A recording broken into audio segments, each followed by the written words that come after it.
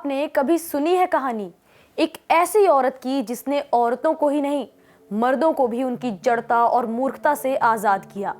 वो औरत जो 2 साड़ी लेकर स्कूल जाती थी क्योंकि रास्ते में कुछ लोग उस पर गोबर फेंक देते थे और गोबर फेंकने वालों का मानना था कि औरतों को पढ़ने और पढ़ाने का अधिकार नहीं होना चाहिए। लेकिन वो संघर्षी और दृढ़ निश्चयी थी, इसीलिए 2 साड़ी लेकर निकलती थी जिससे वो स्कूल पहुंचकर गंदी साड़ी को बदलकर साफ साड़ी पहन लड़कियों को पढ़ा सके।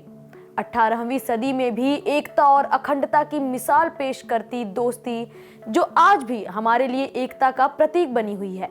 जी हाँ, आज हम बात कर रहे हैं सावित्रीबाई फूले की। नमस्कार, मैं हूं किरण। स्वागत है आपका जन संदेश टाइम्स में।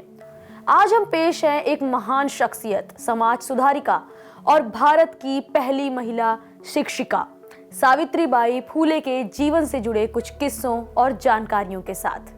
आजादी के पहले तक भारत में महिलाओं की गिनती 2ym दर्जे में होती थी। आज की तरह उन्हें शिक्षा का अधिकार नहीं था। वहीं अगर बात 18वीं सदी की करें तो उस समय महिलाओं का स्कूल जाना भी पाप समझा जाता था। ऐसे समय में सावित्रीबाई फूले ने जो कर दिखाया वो कोई साधारण उपलब्धि नहीं है। जब वे स्कूल पढ़ने जाती थीं तो लोग उन पर पत्थर फेंकते थे। इन सब के बावजूद वे अपने लक्ष्य से कभी नहीं भटकी और लड़कियों के साथ साथ महिलाओं को शिक्षा का हक दिलाया। उन्हें आधुनिक मराठी काव्य का अग्रदूत भी माना जाता है। महाराष्ट्र के सतारा जिले के नया गांव में एक दलित परिवार में 3 जनवरी 1831 को जन्मी सावित्रीबाई फूले भारत की पहली महिला शिक्षिका थीं। इनके पिता का नाम खंडोजी नेवेसे और माता का नाम लक्ष्मी था। सावित्रीबाई फूले शिक्षक होने के साथ भारत के नारी मुक्ति आंदोलन की पहली नेता, समाज सुधारक और मराठी कवयित्री भी थीं। इन्हें बालिकाओं को शिक्षित करने के लिए समाज का कड़ा विरोध झेलना पड़ा था। कई बार तो ऐसा भी हुआ जब इन्हें समाज के ठेकेदारों से पत्थर खाने पड़े। सावित्रीबाई का विवाह बहुत ही छोटी उम्र में हो गया था। इनका विवाह महज 9 साल की उम्र में ज्योतिराव फूले से करा दिया गया। एक महान समाज सुधारक, समाज प्रबोधक, विचारक, समाज सेवी, लेखक, दार्शनिक और क्रांतिकारी कार्यकर्ता थे ज्योतिराव फूले। शादी के बाद सावित्री जल्द ही अपने पति के साथ पुणे आ गईं। विवाह के समय वे पढ़ी लिखी नहीं थी, लेकिन पढ़ाई में उनका मन बहुत लगता था। उनके पढ़ने और सीखने की लगन से प्रभावित होकर उनके पति ने उन्हें आगे पढ़ना और लिखना सिखाया। सावित्रीबाई ने अहमदनगर और पुणे में शिक्षक बनने का प्रशिक्षण लिया और एक योग्य शिक्षिका बनी। सावित्रीबाई के जीवन से जुड़ा एक दोस्ती का किस्सा आज भी हमारे लिए एकता और भाईचारे का प्रतीक बना हुआ है। दरअसल जब ज्योतिबा फूले के पिता ने दलितों और महिलाओं के उत्थान के लिए किए जा रहे उनके कामों की वजह से उन्हें परिवार से निकाला, तब ज्योतिबा फूले और सावित्रीबाई फूले ने सावित्रीबाई की दोस्त फातिमा शेख मियां के घर निवास किया था। ये सावित्रीबाई के जीवन का ऐसा वक्त था जब उनके परिवार और घर वालों ने उनका साथ छोड़ा। तब फातिमा शेख सावित्रीबाई फूले की सहयोगी बनी और दोस्ती के नाते, या फिर यूं कहें, वो जो कर सकती थी उससे ज्यादा किया।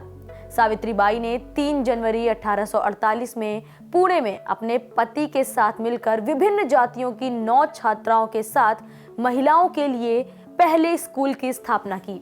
1 साल में सावित्रीबाई और महात्मा फूले 5 नए विद्यालय खोलने में सफल हो गए। तत्कालीन सरकार ने इन्हें सम्मानित भी किया।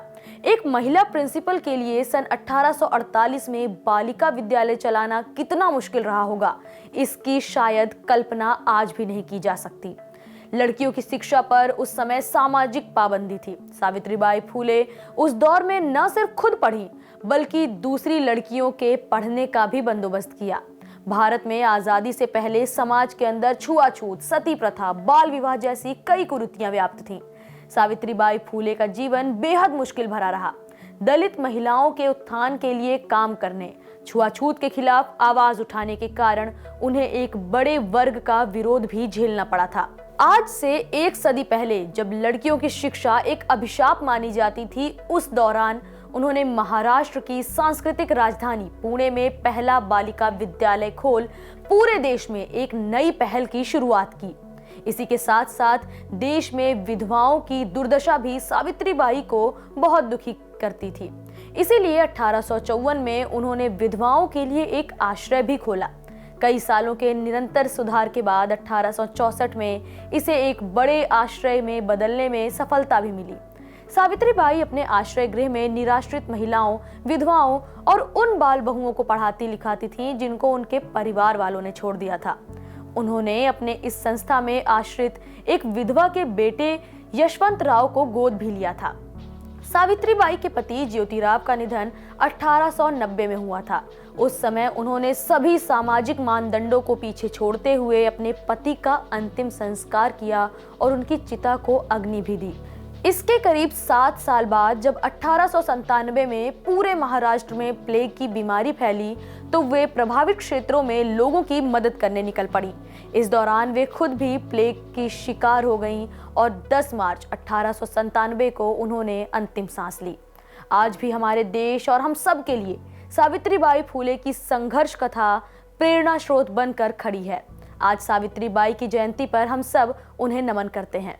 ऐसे ही तमाम महान विभूतियों से जुड़ी जानकारियों के लिए आप बने रहिए जनसंदेश टाइम्स के साथ। वीडियो को शेयर, लाइक और चैनल को सब्सक्राइब करना ना भूलिए।